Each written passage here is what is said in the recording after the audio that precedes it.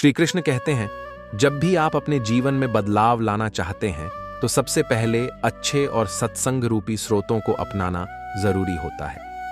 यदि आप हमारे चैनल पर नए हैं तो इस दिव्य संदेश को आगे भी सुनते रहने के लिए अभी हमारे चैनल को सब्सक्राइब कर लीजिए, ताकि श्री कृष्ण के उपदेश, प्रेरणादायक बातें और जीवन बदल देने वाले विचार सबसे पहले आप तक पहुंचें। जो व्यक्ति स्वयं को सुधार लेता है, संसार उसे स्वयं स्वीकार कर लेता है।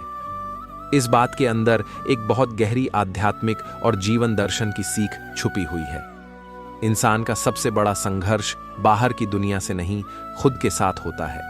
लोग चाहते हैं कि उन्हें सम्मान मिले, प्यार मिले, सराहना मिले, लेकिन वे यह भूल जाते हैं कि सम्मान कभी मांगा नहीं जाता, बल्कि आचरण से कमाया जाता है।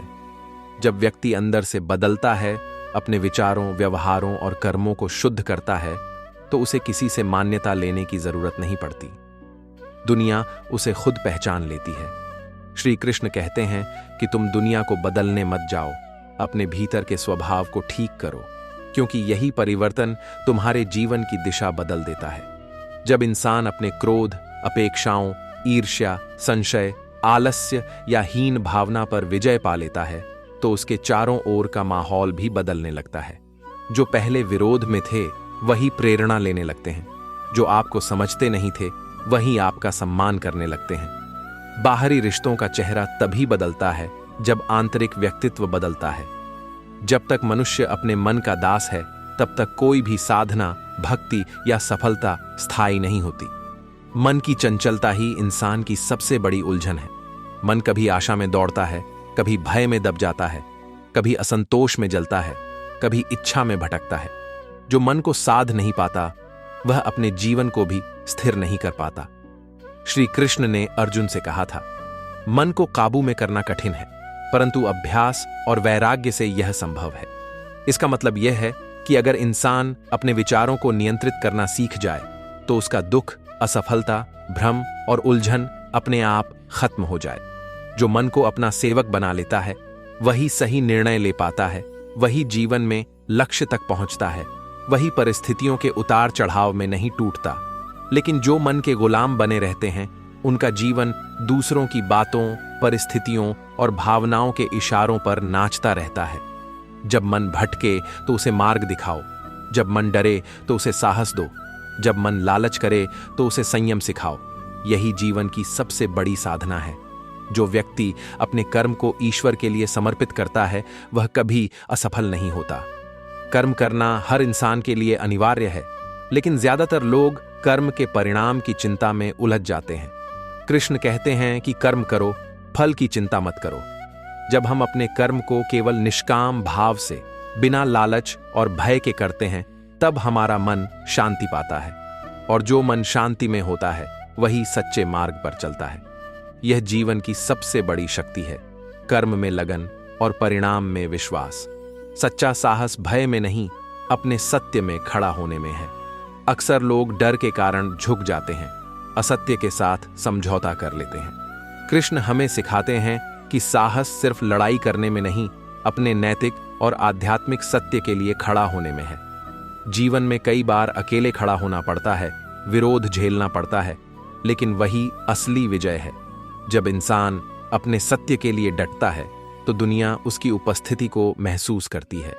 जो व्यक्ति वर्तमान में जीना सीख जाता है वही सच्ची स्वतंत्रता पाता है। अधिकांश लोग अतीत की गलती में फंसे रहते हैं या भविष्य की चिंता में डरते हैं।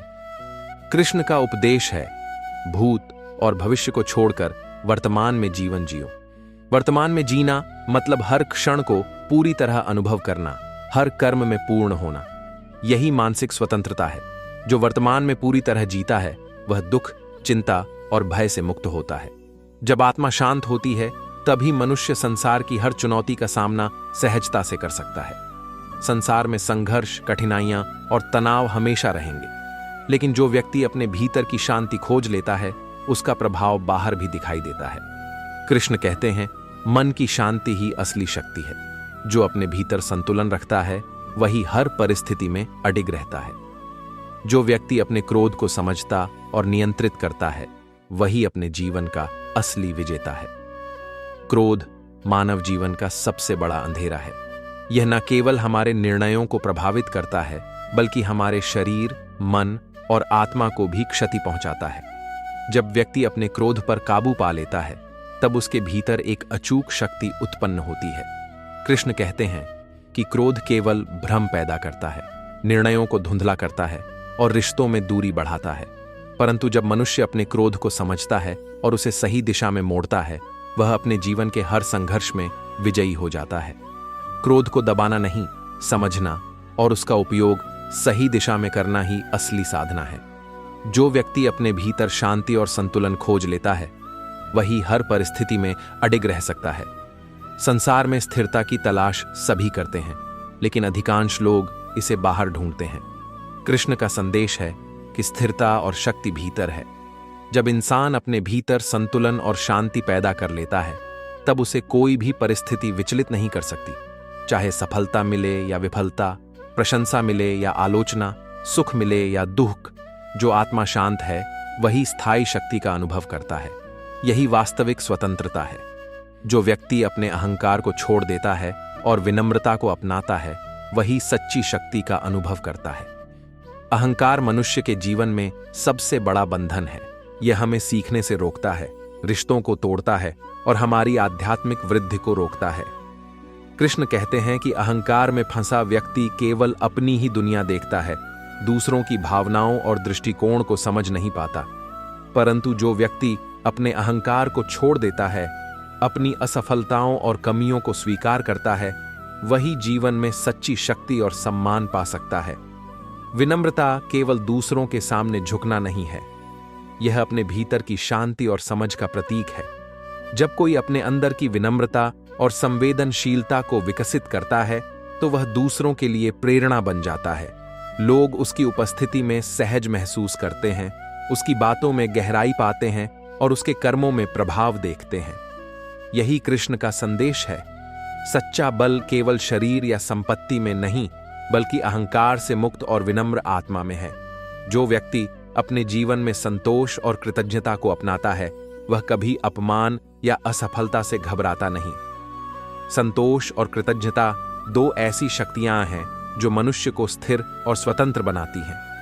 अधिकांश लोग जीवन में हमेशा अधिक चाहने की कोशिश में रहते हैं, धन, सम्मान, सफलता, और इसी लालच और असंतोष में वे दुख और भ्रम में फंस जाते हैं। कृष्ण कहते हैं कि जो व्यक्ति जो कुछ है उसके लिए संतुष्ट रहता है, जो उसके पास है उसके लिए आभारी रहता है, वह जीवन में स्थायी शांति और आनंद पाता है। कृतज्ञता केवल दूसरों को धन्यवाद देने में नहीं है, यह अपने जीवन, अपनी परिस्थितियों और अपने अनुभवों के प्रति भी आभारी होना है। जब इंसान अपनी स्थिति में संतुष्ट और कृतज्ञ होता है, तब वह किसी भी अपमान, विफलता या असफलता से डरता नहीं। उसे पता है कि हर परिस्थिति, हर अनुभव उसे कुछ नया सिखा रहा है। यही जीवन की असली सफलता है, अच्छे समय में आनंदित होना और कठिन समय में धैर्य रखना। जो व्यक्ति अपने भय को समझता और उसका सामना करता है, वही सच्चे साहस का अनुभव करता है। कृष्ण कहते हैं, भय केवल हमारे मन की उपज है। यह वास्तविक नहीं है, बल्कि हमारी कल्पना और अनुभवों से बढ़ता है। अधिकांश लोग भय से पीछे हट जाते हैं, अपने सपनों और उद्देश्य से डरकर घबराते हैं। लेकिन जो व्यक्ति अपने डर का सामना करता है, उसे समझता है कि यह केवल एक सोच है, वही अपने जीवन में असली साहस पाता है। कल्पना कीजिए, एक सैनिक युद्ध के मैदान में खड़ा है। उसके चारों ओर अंधेरा, संकट और खतरे हैं। अगर वह डर से घबराएगा तो हार निश्चित है। लेकिन जो व्यक्ति अपने भीतर की शक्ति को पहचानता है, अपने डर को समझता है और साहसिक कदम उठाता है, वह हर बाधा को पार कर सकता है। जीवन भी ऐसा ही युद्ध है। हर डर, हर असफलता, हर चुनौती सिर्फ एक परीक्षा है। इन्हें समझो, स्वीकार करो और आगे बढ़ो। यही श्री कृष्ण का संदेश है। मनुष्य का सच्चा विजेता वही है जो भय के सामने भी डटा रहे। जो व्यक्ति अपने जीवन में दया और करुणा को अपनाता है, वही सच्चे आध्यात्मिक मार्ग पर चलता है। कृष्ण कहते हैं, सिर्फ ज्ञान और शक्ति पर्याप्त नहीं है। जीवन का उद्देश्य केवल अपने लिए नहीं होना चाहिए। जब हम दूसरों की पीड़ा महसूस करते हैं, उनकी मदद करने का प्रयास करते हैं, तब हमारी आत्मा का विकास होता है। दया और करुणा न केवल दूसरों के लिए लाभकारी होती है, बल्कि इंसान को भीतर से मजबूत और शांत बनाती है। कल्पना कीजिए, कोई गरीब और मजबूर व्यक्ति अपने जीवन के संघर्ष में है। अगर हम उसके लिए कुछ करते हैं, चाहे वह छोटा सा काम ही क्यों ना हो, हमारे भीतर एक अद्भुत ऊर्जा और संतोष उत्पन्न होता है। यही शक्ति है जो जीवन को सार्थक बनाती है। श्री कृष्ण कहते हैं कि दया और करुणा जीवन का सबसे बड़ा धन है। यह व्यक्ति को दूसरों के प्रति संवेदनशील बनाती है, उसकी आत्मा को शुद्ध करती है और उसे सच्चे आध्यात्मिक मार्ग पर ले जाती है। जो व्यक्ति अपने अतीत के दर्द और भूलों को समझकर उनसे सीख लेता है, वही जीवन में सच्चा अनुभव प्राप्त करता है। श्री कृष्ण कहते हैं कि जीवन में हर अनुभव, चाहे वह सुखद हो या दुखद, हमें कुछ सिखाने के लिए आता है। बहुत से लोग अतीत में हुई गलतियों, अपमान या असफलताओं को अपने ऊपर हावी होने देते हैं। वे बार बार उसी दुख में फंस जाते हैं और आगे बढ़ने की क्षमता खो देते हैं। लेकिन जो व्यक्ति अपने अतीत का सामना करता है, उसे समझता है और उससे सीख लेता है, वह हर परिस्थिति में मजबूत बनता है। कल्पना कीजिए, एक युवा व्यक्ति जीवन में कई बार असफल हुआ। नौकरी छूटी, रिश्ते टूटे और आर्थिक संकट ने उसे घेर लिया। यदि वह अपने दर्द में फंसकर आत्मदुख में डूबता, तो उसका जीवन बर्बाद हो जाता। लेकिन उसने अपने अतीत को स्वीकार किया, अपनी गलतियों को समझा और फिर उसी अनुभव से नई राह बनाई। उसने धैर्य और साहस के साथ कदम बढ़ाए और अंततः सफलता और संतोष पाया। यही श्री कृष्ण का संदेश है। अतीत के दुखों से भागो मत, उनसे सीखो और जीवन को नई दिशा दो। जो व्यक्ति अपने भीतर की शांति और संतोष को खोज लेता है, वही हर परिस्थिति में स्थिर रह सकता है और सच्चा सुख पा सकता है। कृष्ण कहते हैं कि जीवन में सुख और दुख दोनों आते हैं, लेकिन जो व्यक्ति अपने भीतर शांति और संतोष विकसित कर लेता है, वह किसी भी परिस्थिति में विचलित नहीं होता। बहुत से लोग बाहरी चीजों, धन, सम्मान, सफलता के पीछे भागते हैं और इसी दौड़ में असंतोष और चिंता में फंस जाते हैं। लेकिन जो अपने मन और आत्मा को संतुलित करना सीख जाता है, वही हर परिस्थिति में स्थिर रहता है। कल्पना कीजिए, एक व्यापारी की दुकान अचानक बंद हो जाती है, निवेश डूब जाता है, लोग नाराज हो जाते हैं। अगर वह केवल बाहरी परिस्थिति पर ध्यान देगा तो टूट जाएगा।